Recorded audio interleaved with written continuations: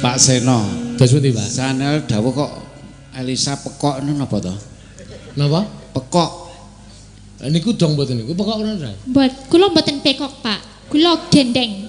Gendeng. Dendeng apa kuwi? Gendeng, kula gendeng. Dendeng apa kuwi? Gendeng. Oh, Karepe gendeng. oh gendeng. Nggih. Niki mboten pekok ning gendeng. Oh, Mbak Elisa gendeng ngono. Gendeng. Iya. Gendeng ki apa ta? Cantik. Kula gendeng sangit, Pak. Cantik sangat. Nggih. Ora. Kula mboten cantik, Pak. Wong gendeng kok. Lah yo gendeng ki cantik ke. Salah. Mboten Iya, apa-apa Mbak luar Elisa. biasa. Ayo Mbak Elisa. Ya. Caping gunung apa iso Elisa? Oh, saged. Oh, caping gunung, caping Tegal iso niku. Iya. Ngono ya, Mak. Niku saged. Ya. Sugeng dalu Pak Bupati. Oh, sugeng dalem Mbak Elisa. Kowe anggere kowe le omong kleru, gecek sirahmu kowe sa. Ki bupati.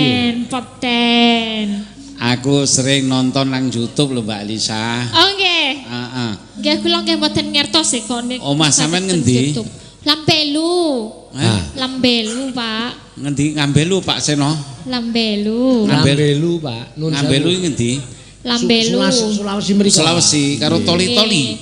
Nggih, karo toli-toli. Oh, omahe mlebu no. Lebu. Nggih. Nggih. Kok iso teko kene numpak apa iki? Numpak bus. Numpak bis. Nggih, kalih rombongane Pak Seno. Wah, rombongan Pak Seno. Nggih. Sampeyan jereke blasteran apa bener ya? Blasteran. Blasteran. Nggih, kula wedhus kali gembel. Oh. Lemungel Pak Seno niku. Ora sembrono lho, Sa. Aku kowe omong ngono kuwi aku wis ngampet ambegan terus lho. Mboten. Ya. Luar biasa malam hari ini Mbak Elisa dengan Pak Seno menghibur rakyat Blitar. Blitar ya. Senang sekali karena Blitar ini tempat banyak sejarah ya. Oh iya, Pak banyak Bupati. candinya. Banyak candi, prasasti. Prasasti, ya. Bahkan sejarah sejarah Kabupaten Blitar aja macam-macam. Ada yang bilang dari yang Kili Suci itu juga ada, Iya, atau cerita ada. yang mengusir orang Tartar juga Iya, ada. kemarin Tapi tuh ya. festival Panji itu Festival luar biasa. Panji ya. Iya, bagus. Belum itu. lama dirayakan di sini juga ya. Termasuk ludruk ketopraknya itu kemarin ya lakonnya Panji. Lakonnya Panji. Iya, iya. Bagus itu. Pak Bupati ikut main juga. Main. Oh, terus iki ne apa iki nek iki jenenge? Dirian. Raine. Oh, Apa? Ya. takon tak sanggo mek aku isin. Apa jenengane? Pasuryan. Pasuryan dicoret-coret gitu. Ora apa-apa, raine bupati ya ora apa-apa. Raine bupati ya ora apa-apa. Pasuryanipun, Pasuryanipun. Tepuk tangan untuk Mbak Alisa. Wis, bengi iki raine bupati ya. Bote.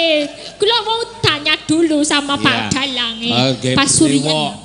Brewok. Dikasih brewok. Brewok. Oh, Gatel kabeh. gatel. Gatel kabeh. Oh, mau digaruk-garuk dulu juga nanti ya. Apa kuwi? Digaruk-garuk kalau gatel. Dikukur nek Jawa. Dikurkur Pak Bupati. Dikukur. Nek gatel dikukur. Ya, kalau gatel dikurkur. Pak Bupati, Nggih. sampean mengke nek cocok saged dados bintang tamu kali Elisa lho. Wah, niki. Lah Mbak Alisa dibayar, Bupati bayar malah. Senang sekali ini di Penataran. Besok Penataran, mengadakan kirap ya, muter ya. Nanti sering-sering datang ke Blitar ya. Mau, soalnya aku juga belajar tentang Blitar gak ada habisnya. Itu ngomongin tahun ya banyak, ngomongin tempat prasasti juga banyak. Dasku, ngomong ke koyo ngono dasku buyar Pak. Biasanya aku ki cerdas ngapal ke kira apal-apal aku. Saking akeh sejarah Blitar Pak. Saking banyaknya cerita tentang Blitar. Iya. Ya. Sing sampean ruy apa? Yang saya tahu ya ini akhirnya yang diambil tanggal 5 Agustus Jawa. Aduh, angel tenan iki.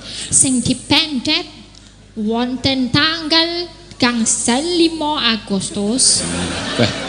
5 Agustus 1324. Oh iya. Ya kira-kira rada bener ya, rada bener. Nuwun sewu lho Pak Bupati. Nuwun sewu, kula sing nyuwunaken ngapunten nek wonten kalimat sing mboten sae. Kok nganggo bahasa Indonesia wae ben gleleng. Wong Blitar iki piyai budaya, piyai Jawa. Jawa. Nggih niku tanggal 1424 niku sebabe dulu dapat saking prasasti Blitar niku. Jane iki ora Sulawesi Pul ya. Enek turunan apa neh to Pak Seno niki? Niki enten turunan gembel, Pak. Oh, gembel. Cepenan boten kula niku gedang kalih pari, Nogosari, manis dan enak. Oh, yeah, Nogosari. Enak dipandang kaya Nogosari. Dadi iki blasteran gedang karo padi. Oh. Piye maksudmu? Ketang karo kowe engko anggere Pak Bupati pusing. Gedang karo pari. Gedang karo pari. Ya iki dadine Nogosarine. Oh, no. Maksudnya Mbak Lisa itu blasteran, ngaten Pak. Blasteran apa Pak Seno? Wah kula mboten dong niku mang takoni dhewe Pak. Kok niku nek tak takoni ngayale ra jamak-jamak. Bolak-balik endi sing kluthuk karo kepok. Kelutuk karo kepok. Kaya gedang. Ah iya, jare gedang. Gedang. Nggih. Nggih niku Pak. Camping gunung ya? Oke. Duet. Iya. Iso sampean. Ya saged no. Nek aku mboten sing saged. gak iso sampean marai aku. Oh nggih, Pak Bupati nempang. Nyekar. Apa nyekar apa Pak Wandono? Nyekar. Nggih nyekar. Saben bengi. Apa kowe? Apa kuwi? Saben bengi nyawang konang. Aku sempat salah ya ngomongnya. Rasa dikae bawa, ndak usah. Oh betul langsung nggih. Langsung. Oh siap. Langsung yang celuk Pak Bupati apa saya? Apa kita berdua bersama-sama? Berdua. Pak Bupati ora usah kowe sing bawa, buktikan ke Pak Bupati nek kowe iso camping gunung. Aku lebawa. Kowe sing bawa. Lah kowe ngapa nyambut gawe apa? Lah Pak Bupati ngejak langsungan ya aku sing. Pak Bupati ra ora nganggo bawa. Mengko kowe sing bawa, Pak Bupati sing nyekar nganggo bawa. Oh, oke siap. Ah, ra apa-apa. Apa Pak? Dijengkeleng nggih.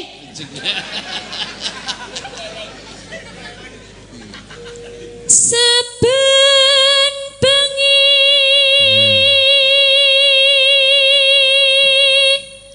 nyawa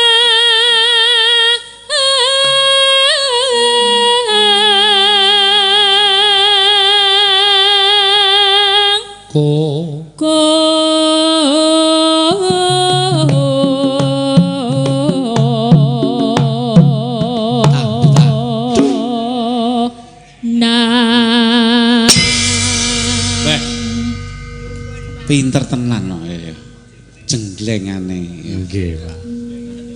Yen memajang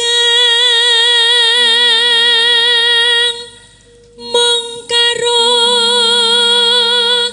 janur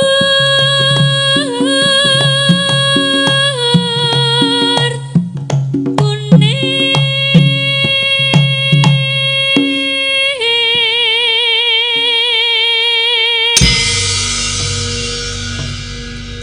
luar biasa, tepuk tangan untuk Mbak Alisa.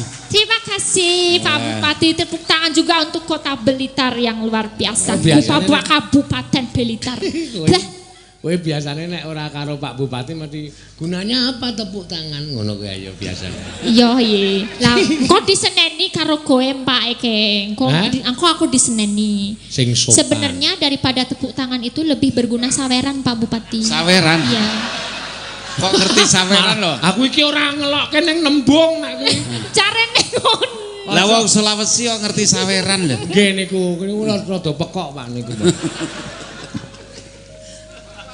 Kembang wae metu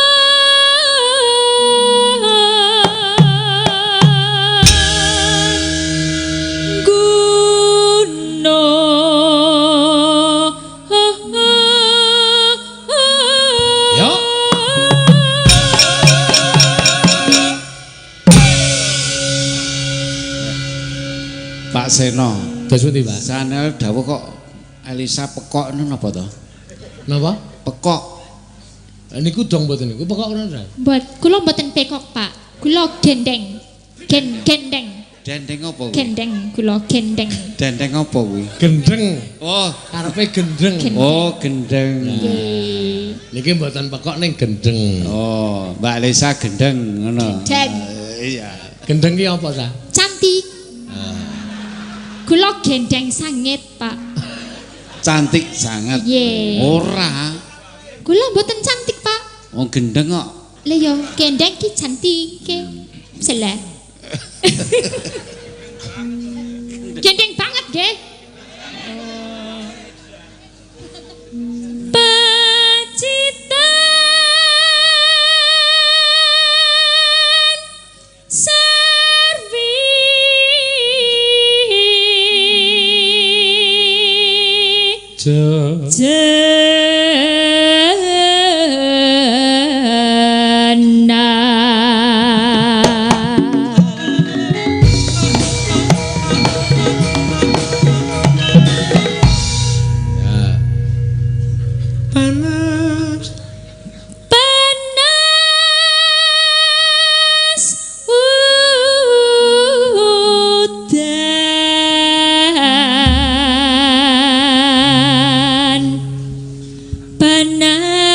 Pacitan udan panas aling-aling ceping gunung. Ya kanca-kanca, ya. Misowa caping gunung. Ya. Nadyan wadon sarta lanang.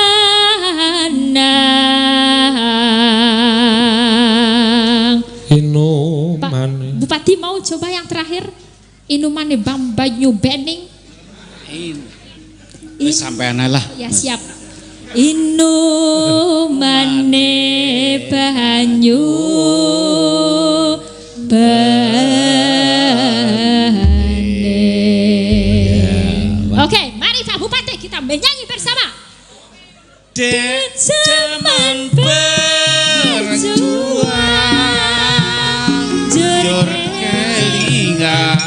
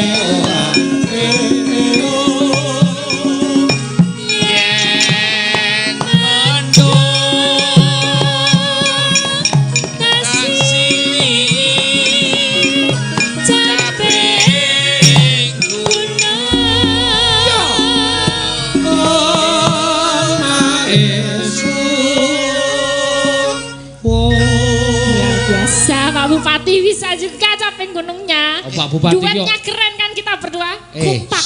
Pak Bupati ki ora meng nembang, ludruk kowe pinter. Luar biasa. Truk. Jangan Pak, nanti kasihan yang jadi seniman.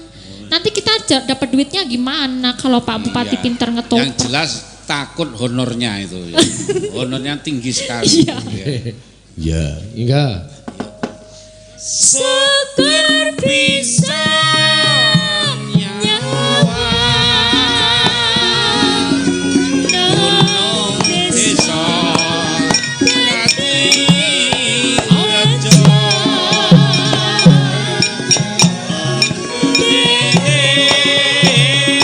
ora ilang alas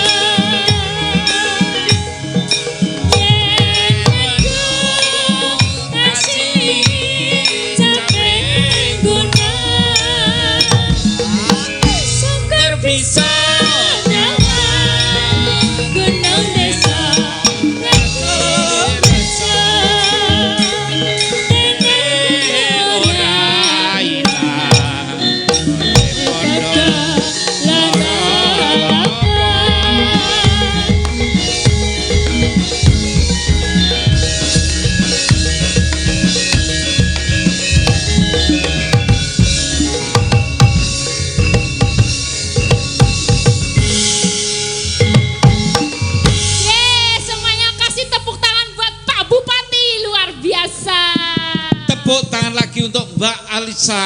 Iya, sama-sama Pak. Senang sekali bisa berduet. Iya.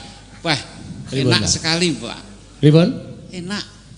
Enak, Pak. Langsung cocok nih. Cocok ya, Pak? Oh, padahal kalau terasa dos pundi kalau Ribon? Pokok napa? Gendeng. Gendeng. Iya, gendeng itu cantik, pintar, cerdas itu jadi Mbak Alisa mewakili gendeng. Semuanya. Iya. Niki awon-awon S2 lho Pak, psikologi. S2 psikologi. Iya. Luar biasa. Pak Bupati juga. Iya. MM ya, Magister Manajemen ya. Iya. Wah, cocok kita berarti Iya. ya. Nanti saya yang ngurusi kejiwaan, Pak Bupati duitnya. Wah. Yes. Pun Pak Seno niki ditutupne wis ilang bupatine engko. Malah jadi penyanyi kok. Wis repot niki. Nggih, Pak. Semuanya itu untuk masyarakat Kabupaten Blitar yang sangat saya cintai. Luar biasa. Merdeka. Merdeka. Aduh, Dapat sangu. Makasih ya, Pak. Makasih ya Pak Bupati, jangan kapok-kapok ya Pak. Nanti nyanyi lagi ya Pak. Kapan? Nanti lagi. Iya. Iya. Seneng aku. Iya. Seneng aku juga seneng jelas. seneng kowe entuk duit kok. Iya. Iya. Matur suwun nggih, sembah nuwun Pak Bupati. Iya. Matur sembah nuwun nggih Pak Bupati. Sik kowe kok kon njur duwe prok iki ngopo? Hal iki wis berhasil aku. Loh, aku mendapatkan penghasilan. Gaweanmu urung rampung ya. Oh iki wis rampung iki, tinggal Bali. Boten Pak, nggih. Ya, meneng sih. Kowe mau kan urung iso sempat ngaturake tentang Blitar. Kowe mau kan sinau tentang Blitar. Iya, ngono ya, Mak. Sinau ning ndasku ngantek pusing, Pak. Cara CPU prosesore wis melambat aku. Saking banyaknya, yaitu tentang sejarah ini tuh terlalu banyak. Nanti yang dipelajari bisa berbagai kerajaan, Singosari ada, Majapahit, sing sadurunge yono. Yo diapalke sajejeran yo mumet dasku jeblok.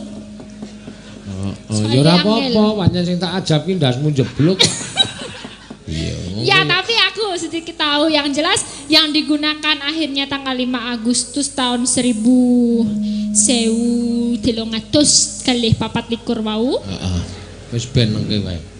Itu karena sudah dirumuskan bersama berdasarkan peninggalan-peninggalan yang ada, candi-candi, prasasti. Tuh, jadi waktu Majapahit itu sedang chaos atau ada gayane chaos. Ora ngerti to chaos? Hah? chaos. Lagi ngerti ada. Apa? Asing dinggo awake dhewe ki ra chaos to, lengan panjang, lengan pendek. Kaos kuwi t-shirt. Kaos, chaos itu ada apa sih kayak apa ya boom gitu loh kayak konflik yo chaos. Jadi waktu itu kan diserang sama namanya ada Kuti sama Sengkuni ya kalau nggak salah. Yo diwaca ya nek sing sempet maca diwaca ya ben cerdas. Iki senengane ngono kuwi lho.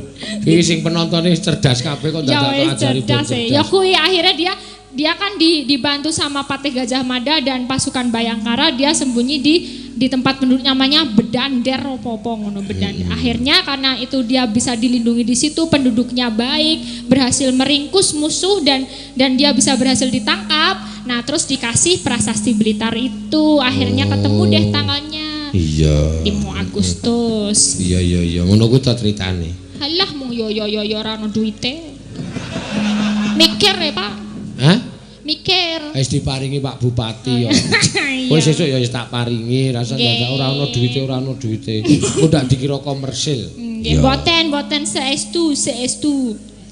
Apa? Saestu. Ya, ini memang benar-benar aku suka soalnya emang kalau orang mau berbudaya kan emang harus sepakat kalau dilakukan bersama-sama akhirnya nggak perlu dipelajari karena itu sudah dibudayakan melekat dengan sendirinya Pak. Kayak dengan melakukan ritual itu besok kan lama-lama udah pada ngerti sendiri yang dilakukan dengan ritual itu. 1900 piro mau? 1700 piro mau? 324. Dari wis 695 tahun. Jawane mau lho. Heh? Jawane mau. 1300 kelih 24. Coba kowe ngitung saka 10 tak penerke kok ndak aku isin. 10 sedoso. Heeh, terus sedoso setunggal. 11 selewas. 11 kok selewas. 11. Heeh, terus kalih lewas. Kalih welas. 3 lewas. 13. Patang gelas ki modar wisan. 14. 15. Gangsal welas. Terus 16, 17, 18, 19, kalih doso belas. Kalih dosane ra satokne 11. Lah bar belas kok. Ah iya kuwi kalih dosa nek Jawa ngono kuwi. Kalih dosa tok. Heeh, kalih dosa. Kalih dosa. Selikur. Jine ning endi? Ayo kuwi pokoke selikur ki wis melu siji. Jine ilang. Wis aku ndak mah suntik aku kok. Selikur, loro likur, telu likur, patang likur. Terus 25. Selawe. Ya bar patang likur kok. Ya 25. Bahasane Jawa selawe. Terus 25 ora melu. Pira? 25 ora melu. Ora melu lagi masuk angin. Oh ya, 26, 27, 28, 29, 30 likur. 30 likur wis mudarosa wis. Nganti mumet aku ngajari angka ket biyen ra tau iso bener lho no. Iya. Nek nembang mongko ya iso pas dek iki mbok kok ilate cawang sajae. Cawang ki piye? Cawang kaya kadal kae. Aku padake kadal. Nesu malah aku dari kadal. Ya, Mbak Elisa lenggah sik engko diteruske. Ya. Saiki ngaturke pamundutan ana piyai sing padha nyuwun lagu no. Apa? Iki saka saking kula Kocak Grup Poluan Pandemen Ringgit Purwo badhe nyuwun sekar pamer bojo kalian liwung. Matur sembah nuwun mugi-mugi sukses selalu kagem jenengan lan rombongan dan selalu jaya. Salam hormat saking kula pimpinan Kocak Grup Bawor CS. Oh iya. Nggo diaturake, Mak. Ngapunten, Pak. Bucange nyuwun tembang Rengu kalian Sesideman. Matur sembah nuwun. Ya. Mau wis nyuwuni dipalilah karo sing ngarang Sesideman. Wong tuaku Pak Sukron. Ya. Mau wis nyuwun pangestu.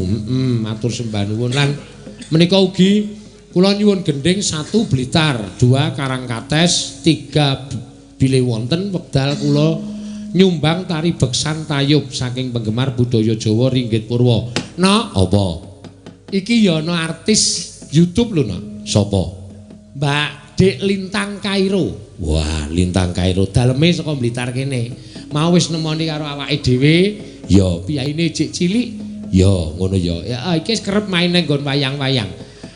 Dek pengen banget bengi iki melu rakitang nyumbang tetembangan. Oh iya, Mbak Lintang Kairo. Piyaine pundi mau wis ketemu karo aku kok wis dandan barang. Ya, ning ora dandan Jawa, dandan nganggo biasa. Piyaine nanti, Mak? Aku dhewe ora ngerti kok kaya ora malah ora ketok.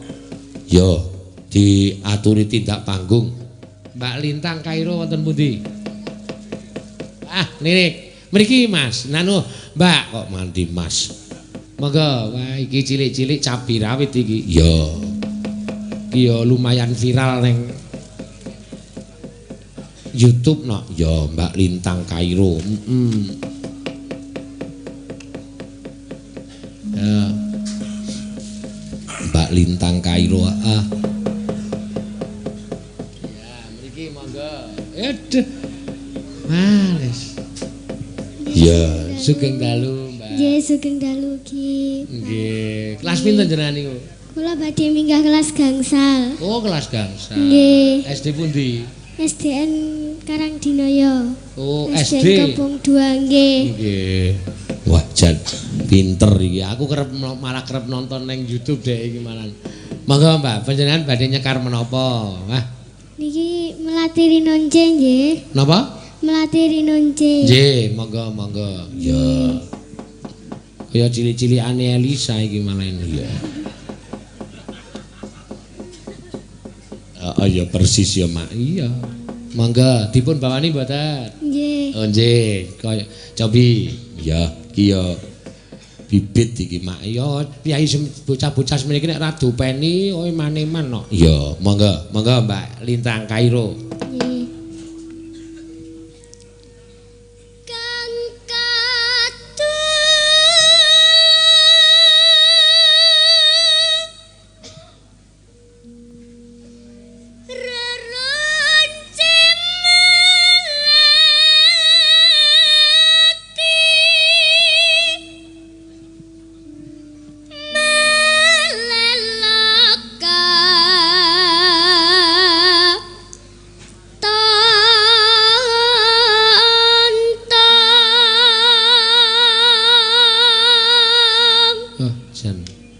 Suarane ya, Mak.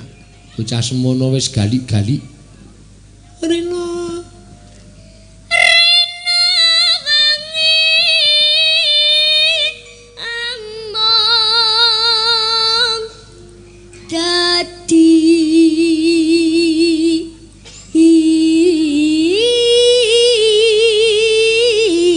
impen. Adeh. Pepuntone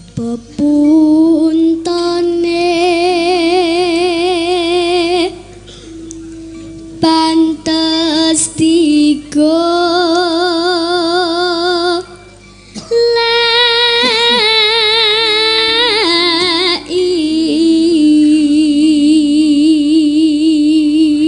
sing ngajari sapa, Nok, sampean niku? Nggih, rumiyin bapak kalih ibu. Oh, bapake nggih seniman.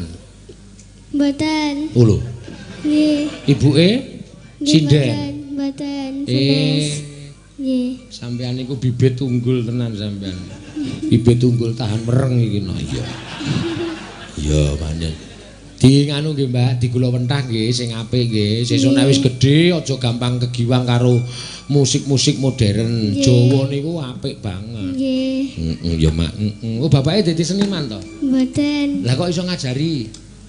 Nggih saged sekedhik-sekedhik. Oh, bapake iso sithik-sithik sampean iso akeh ngoten malah. Tapi sakniki ingkang ngajari Bapak Ki Gedhog Siswantara. Bapak? Ki Gedhog Siswantara. Gedhog? Ki Gedhog Siswantara. Oh, Gedhog Siswantara. Nggih, dalang saking Pelemahan Kediri. Oh, nggih. Wah, nggih syukur. Iya. Aduh. Anakku semene luwih gedhe saka iki wis ora ngerti basa Jawa no. Anakmu, nek ngundang mbokne, Mama. Wah, monggo wis tak mulang Bu lho, mesti ora gelem Mama. Nek ana tamu ya malah elek le nyeluk, "Ma, tamu." Matamu genti kuwi. Heeh. Masane modern ki kadang kala malah elek lho. Iya tenan. Apa, Mama, wah karena tamu dok-dok kula nuwun, "Ma, tamu." Wah, tanggane krungu malah wirang. Iya. Kalau bocah cilik iso ngunak-unakke mbokne matamu. Heeh. Terus nak, mangga. Tenenge wong. Sing kok wis eneng e.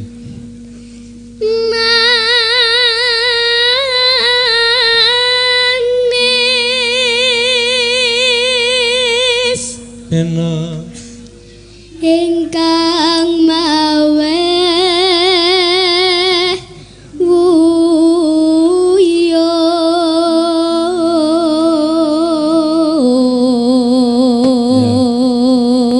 Cah semene wis laris dadi bintang tamu. Mau bengi nderek Mas Kangkong nggih. Nggih. Nah, sesuk nek mbok menawa insyaallah ngantos Jogja mangke kalih Pak Sino nggih. Sok nderek Mas Rudi Gareng mboten? Kapan niku? Lho kok kapan niku? Sampeyan niku sok nderek Mas Rudi Gareng nggih. Nggih nate teng desa kula. Oh nggih, ya.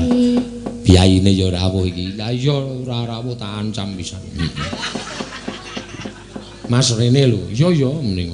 Ya wis lenggah nang kono. Aku tekan kono rekane arep seneng mah diceritani sedih banget. Ya wis ora apa-apa.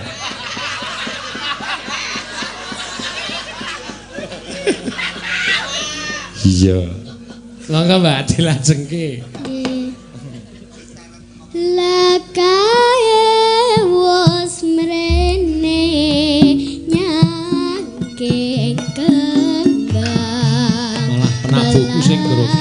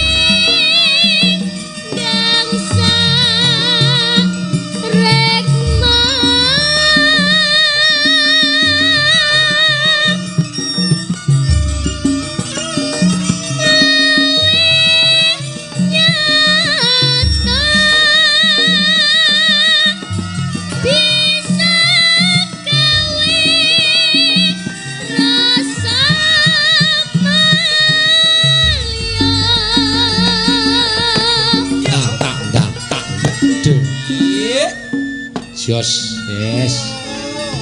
Wah, iki sesuk tenan iki ya. Iso goleke pangan sapa-sapa tenan. Iya. nggih.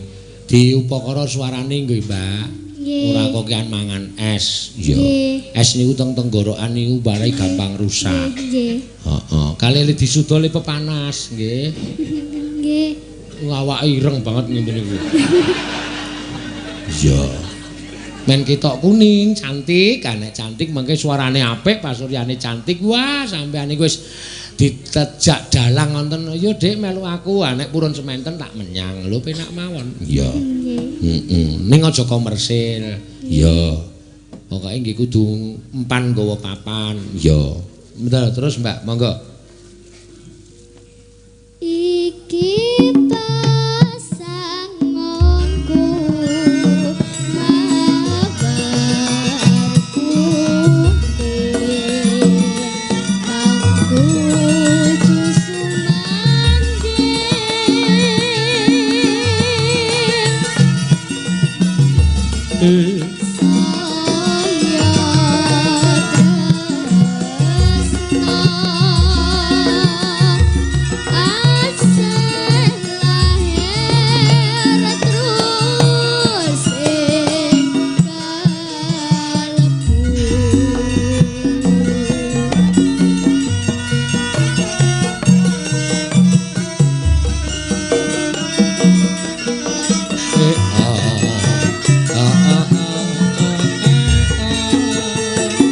Jupuk tengah.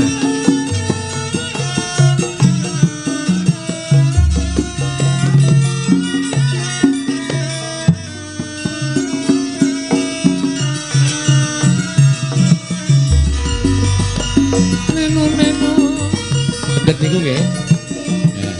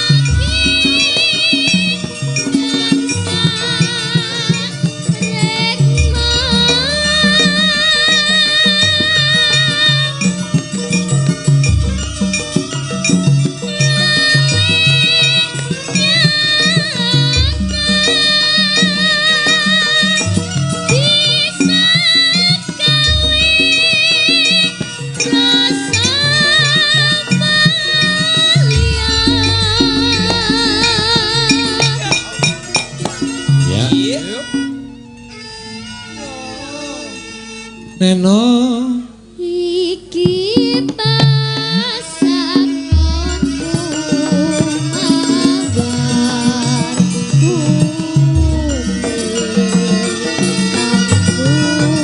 aku sumangke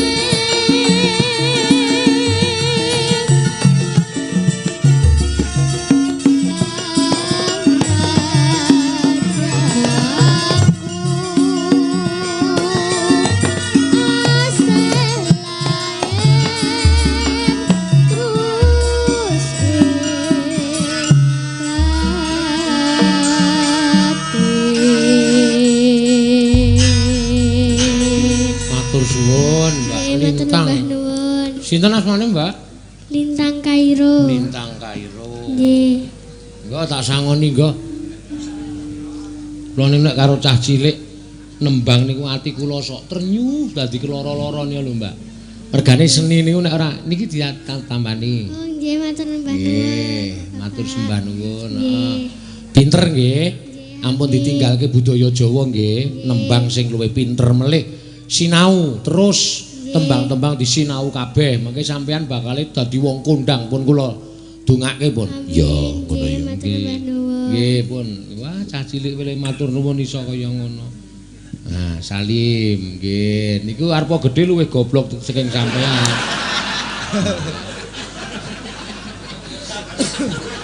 Tenan kok. Ndak ndok wong radong soal. Ya, do seneng ibu-ibu Waranggana niku nggih seneng nggih. Ampun salaman resik pinggir dhewe. Oh nggih, salim kalih Pak Seno nggih. Wah, jan. Ya, merocah semene nembangi malah aku ket mau atiku keloro-loro dadi groyok suarane no. Ya saking pintere ya Mak. Pas karo irama tur ya cengkoke ya wis ana. Lah iki lho sing angel. Ya, nek perkara kulit ki wis rasane penging bocahe pepanas ya men karan cah semono kuwi isih seneng dolan. Ora satok penging pepanas ben dolan ben mekar pikirane. Lah iya, tur saiki wis kurang piye. Besok bocah kuwi nek kepengin kulite kuning mlebu salone wis dilulure wis kuning kok no. Iya. Wis iso apik, wis iso putih kae kulite. Ya, saiki wis ora kurang. Ngono ya Mak. Iya, apa-apa wis canggih. Wong nambani penyakit iki saiki wis canggih. Ya, pancen ya bener ora kaya biyen. Biyen wong lara ki anggere dinguk ming bukake jendela. Menisis apa buka jendelane ya. Ya nek ora ngono ya tak terke idu. Ah ya silakan. Ya, ya pancen Ngono nek dipiye njaluk apa? Nangka apa? Ngono kuwi. Ming ditareni panganan terus ya nek saiki wis iso disuntikke wis mari kabeh. Ya. Ayo gendi diaturake. Yo ki tak ngaturke Mbak Tatin Lestari Handayani ki saka Kulon Progo no. Ya ben jumeneng ya. Saka sing cilik idik-idik saiki golek sing koban Vespa.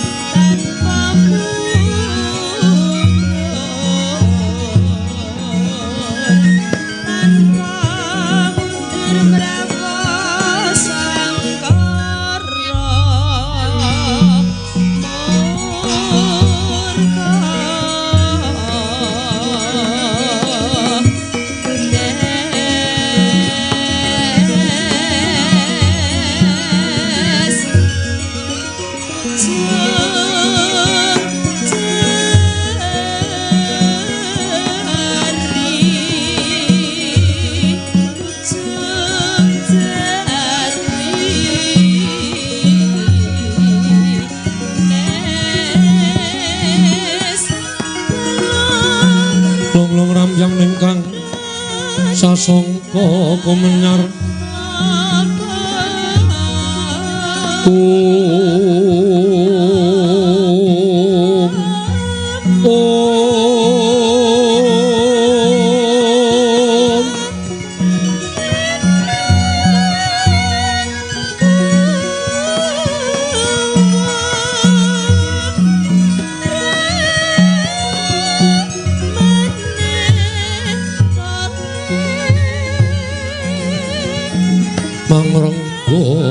Uri mangkin tanpa siring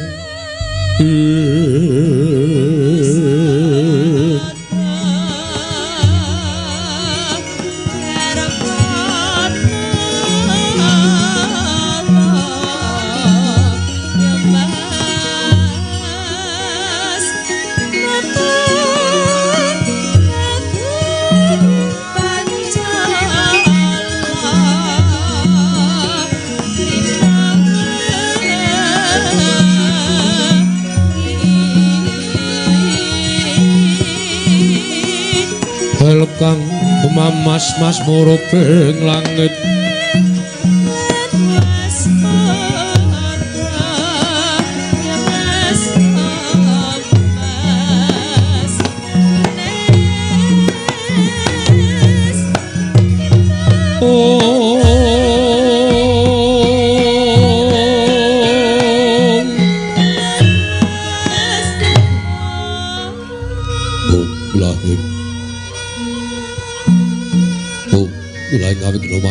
sidem Hawigna Mastu Silat merimbang jagat karono siran tondo kawisisaning disana sono sinamung langlo pesta masis tantun lambang budo jinantur tutur katelo tulat melap ding paradya winursita upama praneskara karono gyati yang jaman purwa Kinarti tamping lalata mengko teka pasraning Gupita tanpun renggeng pralambang patumpa-tumpa marmo panggunggung sang murweng kota sebebyar dumadining wayang purwa.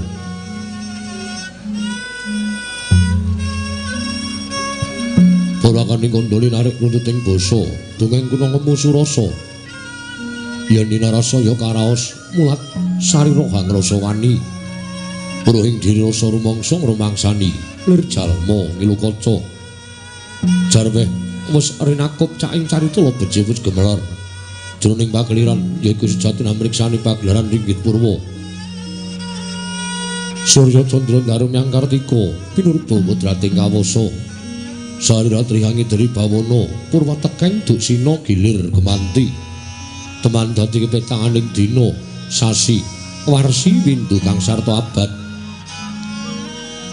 tetukulan tangkar temangkar kaya sirambun kaya japating krembya dadi padhang ing kutu-kutu walang atoga bulun mono miyang buron triya dadi branakan tanpa wicalan padhang kramangasun ari Sang Hyang Rawi ingkang arsa merbawani jagat mungging jagat wetan dumungup-mungup mungging hangrane bukir abang merengangah lamun kaiksi ayahan dilato bumi saya dangu sumunu Sang Hyang Arka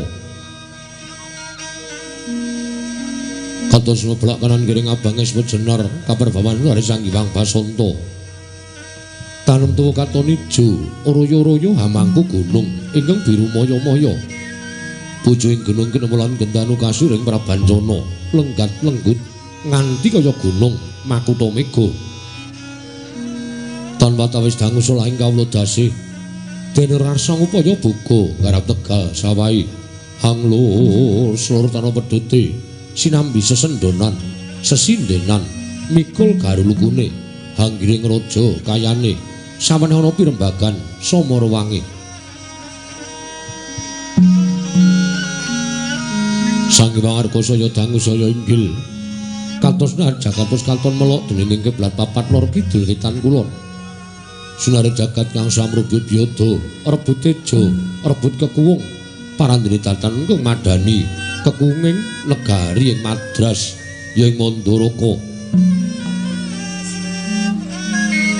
marmo kundang negari ing Panjang kunjung pasir pawukir loh jinawi kemah ripah karto toto raharja dasar negara gedhe obore padhang jagate dhuwur kukuse turta ado kuncarane turta kasuseng manca praja lah sinten to wau ing asta wesaraning adil praja ing Mandaraka ya ing Madras winastan dosa namanira dasaraning 10 nama wis mestani jejuluk Sanata Prabu Mandrapati ya Sanata Prabu Mandradwipa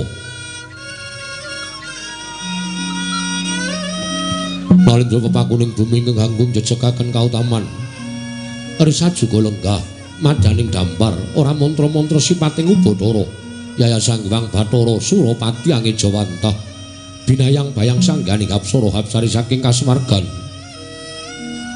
nalika semanten Pak Ander sagung kawula Punggawa Nayaka begamber melabar Yaya Samudra datanpa tepi miwadatan kantun sangganing para anungan tungguling praja Mandaraka ingkang sampun kepareng ayun menika to Warangkanata Patri Mandra Kethu miwadatan kantun Atmajendra ing Madras ing Mandaraka Raden Narasoma wis kepareng mabuka Susilastawa dadi kumangro wijiling pangandika sanata ing dereng kawijiling lisan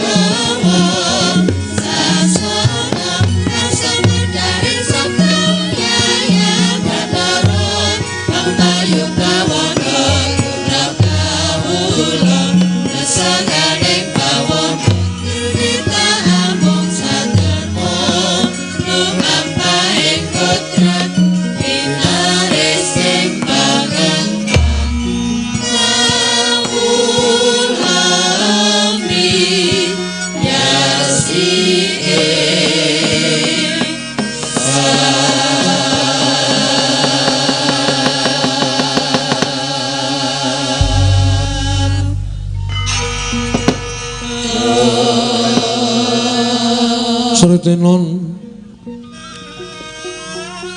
ning pasewakan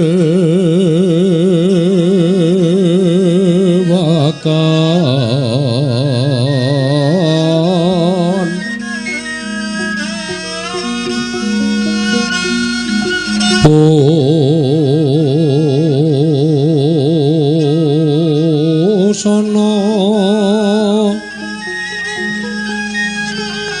maneka warna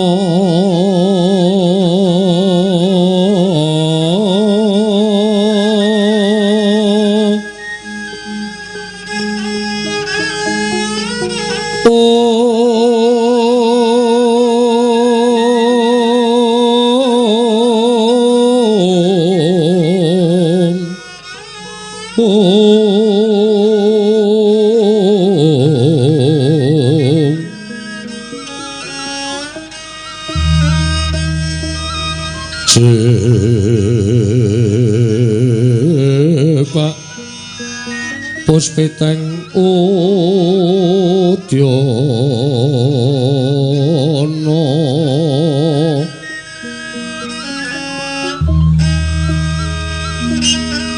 Myang Panjra Sarwarukma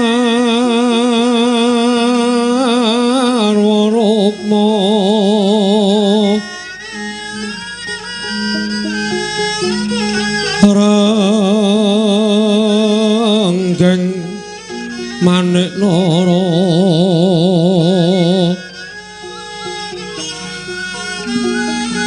Narawata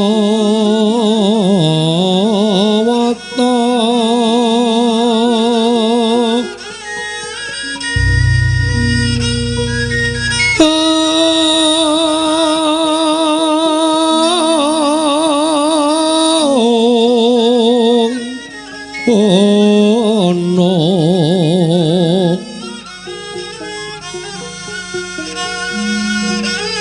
Obro Prabanyo kang sumerat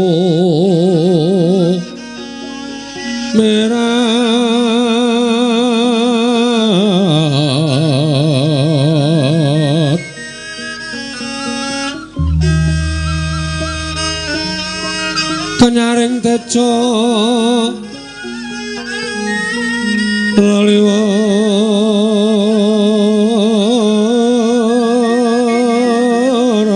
laliwaran lir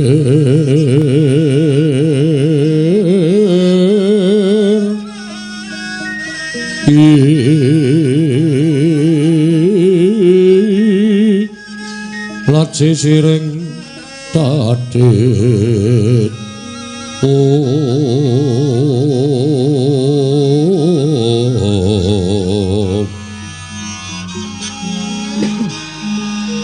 Wimbo kekanda amre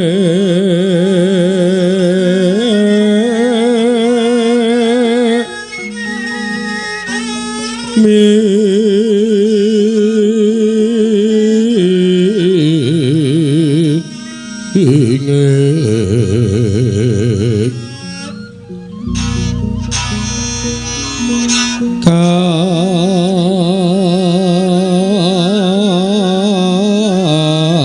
katiuping maruta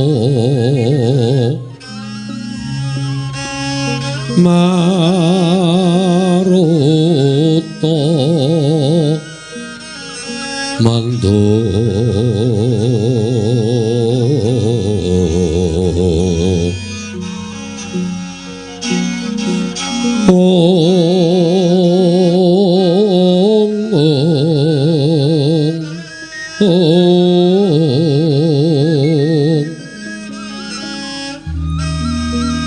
sabaran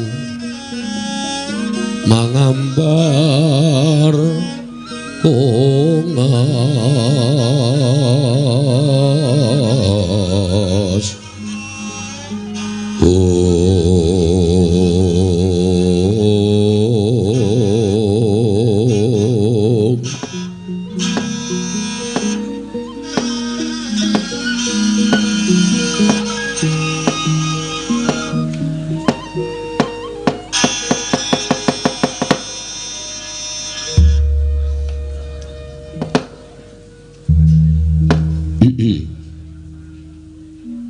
jagat pangestu ngoro ya jagat dewa Bathara Pati Patri Mandra Kethu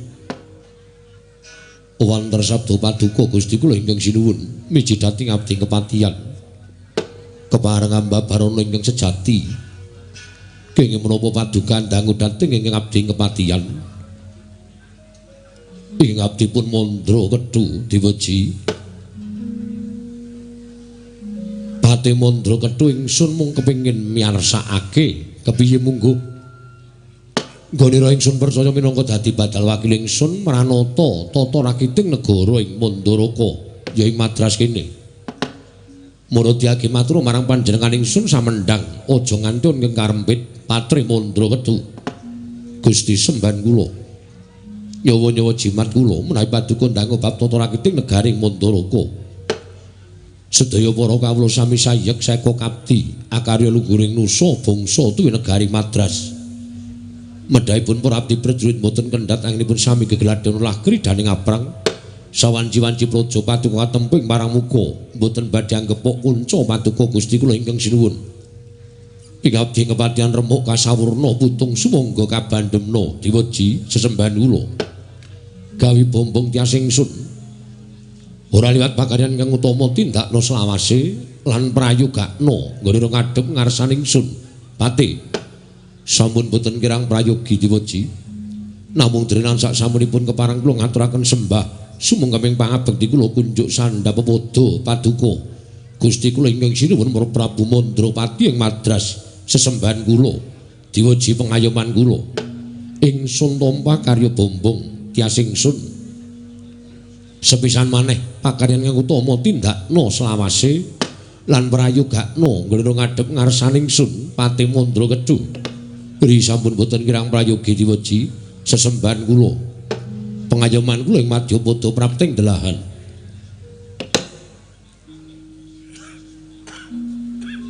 Anak Hanung Anindita, bocah mursid. Isa mikul dur mendem jero karo wong tuwa aja mung kandhek ana ing pangucap nang kababaro dadi pakarti. Narasoma Atmajaku nggir bocah bagus. Padha satata nggonmu ngadhep ngarsaning pun Rama. Nggir Narasoma Nunamit pasang kaliman tabil tinebena ing ladoni dumawahing tawang tuwang Rama Prabu sewu kalepatanipun ingkang putra Tadah Wadana dene kula kadak wilepet anggen kula ngabiyantur ngersa paduka Kanjeng Rama Prabu sowan kula tansah manggih kayuwanen niring sambikala tansah pinanganing kawidadan boten manggih langsung setunggal menapa namung kepareng kula ngaturaken sembah sumangga ming pangabekti kula kunjuk sandhap pepodo paduka Rama Prabu Mandrapati ya nggih tak tampa gawe bombong penggaling wong tuwa ora liwat pangestuning wong tuwa tampanana nggih kula pundhingga jimat paripih dayanana ing kasantosan namung dadosaken kejot raos sing manahipun ingkang putra